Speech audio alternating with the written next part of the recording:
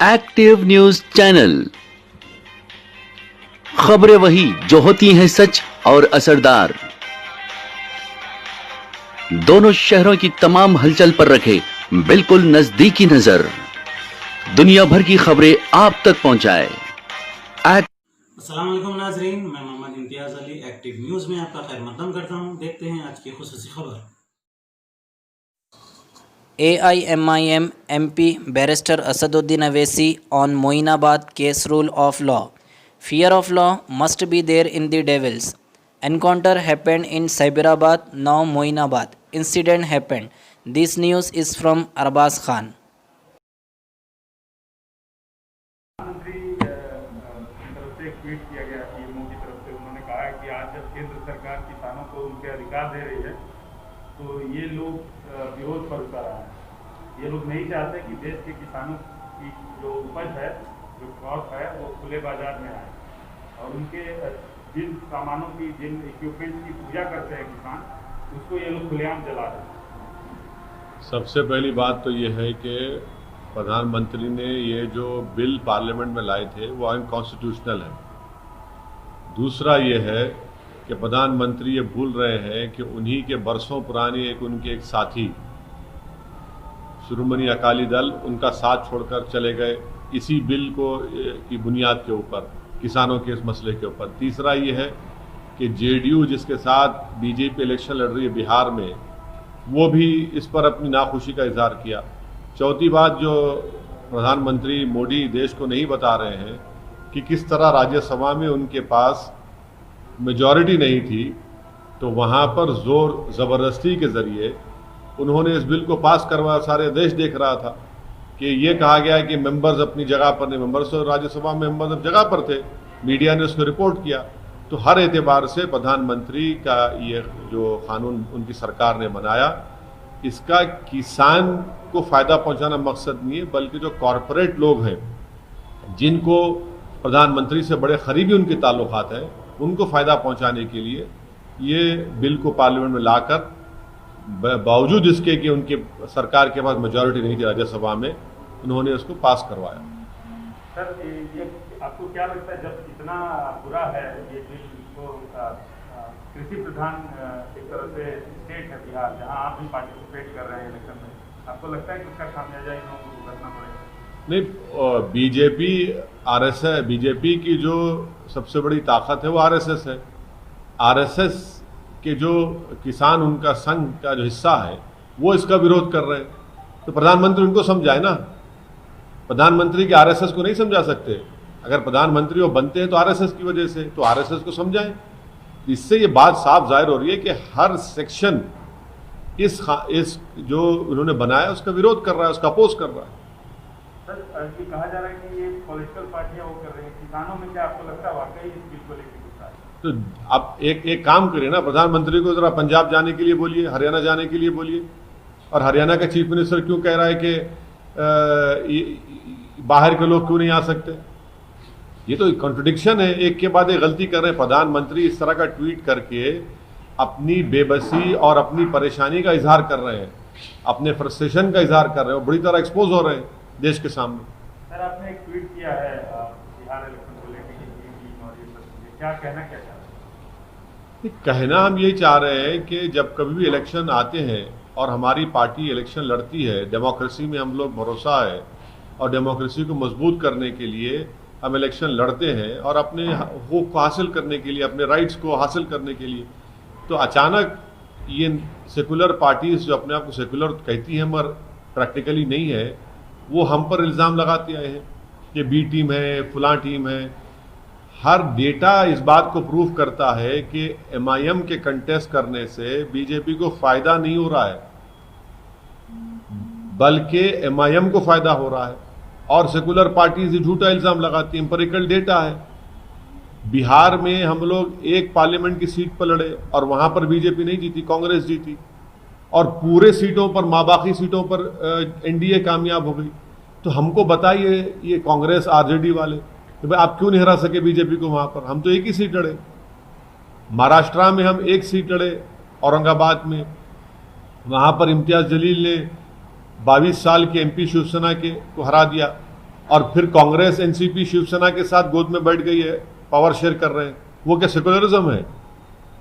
आप मंदिर निर्माण के लिए आप ईंट भी जाते हैं, वो सेकुलरिज्म है? ये सब इनकी हिपोक्रेसी है और देश इसको देख रहा है। और मुझे यकीन है कि अब के बार बिहार के इलेक्शन में बहुत अच्छा रिजल्ट आएगा। और इनका सेकुलरिज्म एक इनका हिपोक्रेसी है, बुरी तरह एक्सपोज हो चुके हैं।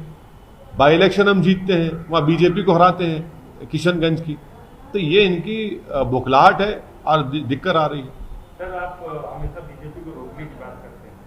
बिहार में आप कर सकते थे, बीजेपी को रोकने का आप कर सकते थे, कुछ पार्टियों से हाथ मिला सकते थे, गठबंधन कर सकते थे, लेकिन आप जिस तरह से लड़ रहे हैं, आप पे ये आरोप लग रहा है कि आप बीजेपी को चलिए, अरे हमने तो एक बिहार के एक बहुत बड़े लीडर के साथ, उनकी पार्टी के साथ हमने गठबंधन किया है।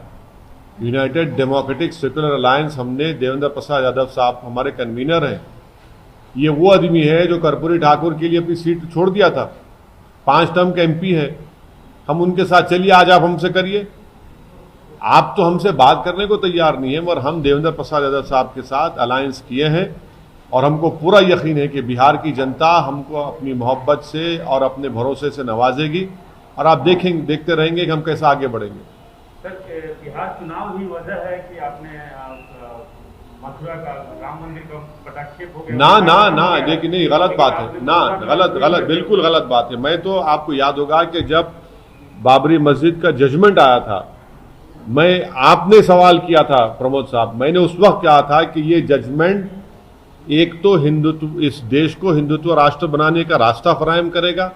मैंने ये भी कहा था कि इस जजमेंट के बाद बहुत से पुराने इश्यूज खुलेंगे, जिसमें काशी और मथुरा का, और सच साबित हुआ मेरा बात बोल रहा हूं। और वो लोग कोर्ट को गए। जब एग्रीमेंट हो चुका है ईदगाह कमेटी के साथ, बाज़ाब्ता पूरा एग्रीमेंट की मैंने कॉपी ट्वीट की, अब क्यों मसला उठा रहे हैं? क्योंकि उनको हिम्मत मिली इस जजमेंट के बाद कि वो ये समझ रहे हैं कि बिलीफ को कोर्ट ने उसको अपहोल्ड किया और उनको उम्मीद ये लगी हुई कि दोबारा इस मसले में कोर्ट में जाएंगे तो कोर्ट बिलीफ को अपहोल्ड करेगा और rule of law, rule of evidence को कोर्ट बाजू रख देगा। हम ये पूछना चाह रहे हैं नरेंद्र मोदी की सरकार से कि पार्लियामेंट का 1991 का religious place of worship act है, वो एक्ट ये कहता है कि जो 15 अगस्त 1947 को जो रिलीजियस प्लेसेस थे, चाहे वो हिंदुओं के हो, मुसलमानों को, सिख के हो, ईसाइयों को, उसको चेंज नहीं किया जाएगा। तो क्या मोदी सरकार कोर्ट से जाकर कहेगी कि 1991 का places of religious worship act के तहत वो जो केस डाला गया वो मेंटेनेबल नहीं है?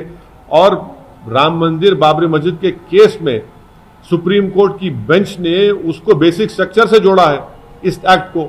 तो क्या मोदी सरकार खुले अल्फाज में कहेगी या नहीं कहेगी, या फिर वो फिर इसी तरह से इस इशू को उठाएगी अपनी सियासी रोटी सेकने के लिए? सर, आप भी तो सियासी मुनाफे के लिए इस इशू को उठा रहे हैं। नहीं, बिल्कुल नहीं। मैं तो 1991 एक्ट को सामने रखकर कह रहा हूं। मैं तो सुप्रीम कोर्ट के जजमेंट के बाद मेरी पहली प्रेस कॉन्फ्रेंस में मैंने इस बात को कहा था कि ये मसले उठेंगे और मैं सच साबित हो रहा हूं। अब देखना यह है कि मोदी सरकार उस पार्लियामेंट के कानून को का लिहाज रखते हुए उसको अमल करेगी, या फिर अपने सियासी फायदे के लिए इस तरह से आरएसएस के ऑर्गेनाइजेशंस को प्रमोट करते रहेगी, ताकि देश दोबारा वो जो टर्मोइल से गुजरा है 89 से 80 से लेकर 1992 उसके बाद, क्या उसको दोबारा झोंकना चाहेंगे उस आग में? ये तो मोदी सरकार को बताना पड़ेगा। सर, एक और घटना उत्तर प्रदेश में हुई है, लॉ एंड ऑर्डर की सिचुएशन है, एक महिला के साथ गैंगरेप हुआ है, 4 लोगों ने किया। इस देश में जब तक इस देश के मर्द लोग महिलाओं के ताल्लुक से, खवातीन के ताल्लुक से अपनी ज़हनी गंदगी को साफ जब तक नहीं करेंगे, ये जुल्म होता रहेगा। और ख़ास तौर से जुल्म होता है उन महिलाओं का जिनका ताल्लुक दलित तबके से, माइनॉरिटीज से, शेड्यूल ट्राइब, शेड्यूल कास्ट से होता है। और ये बढ़ता जा रहा है, रुकने वाला नहीं है, बढ़ता जा रहा है। और तीसरी बात है कि उत्तर प्रदेश में ठोक दो की सरकार है, रूल ऑफ लॉ के ऊपर अमल नहीं करते। ठोक दो, क्या ठोका आपने? क्या आपने रोका इन लोगों को? 19 साल की लड़की, इतना बुरी तरह उससे बर्ताव किया गया उससे। आप बताइए उसका क्या हो रहा है फिर? आप बताइए, उसका रेप हुआ, उस बच्ची के स्पाइनल कॉर्ड तोड़ा गया, जबान को काटा गया, क्या कर रही है उत्तर प्रदेश? ठोक दो बोलेगी। ठोक दो से नहीं होता है, आपको इन्वेस्टिगेशन सही करना पड़ेगा, आपको रोकना पड़ेगा इन ऑफेंसेस से पहले।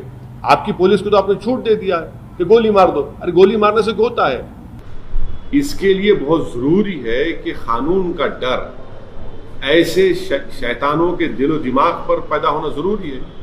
इनको कानून का डर ही नहीं है, क्योंकि उत्तर प्रदेश की सरकार ने कह दिया कि ठोक दो। ये ठोक दो की पॉलिसी इन वाकयात को नहीं रोक पाएगी जब तक कानून का डर नहीं पैदा होगा। आप बताइए कि मध्य प्रदेश में एक डीजी लेवल का ऑफिसर, उसका वीडियो वायरल होता है, वो अपने घर में अपनी वाइफ को पीटता है।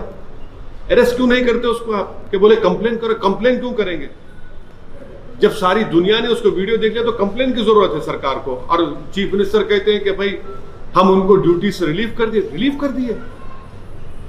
जो पुलिस जिसकी हिफाजत करना है वो अपने घर में अपनी बीवी को पीटता है। क्या कॉन्फिडेंस क्रिएट कर रहे हैं महिलाओं में आप?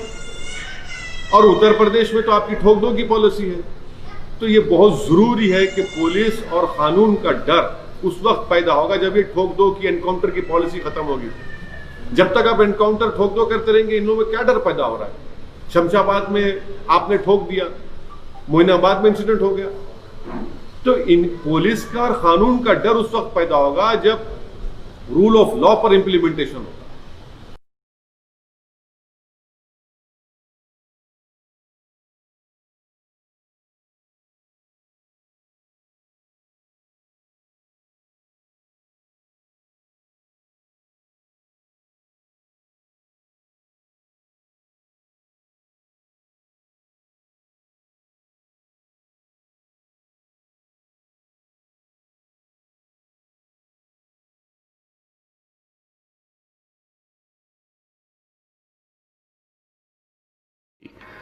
Active News Channel.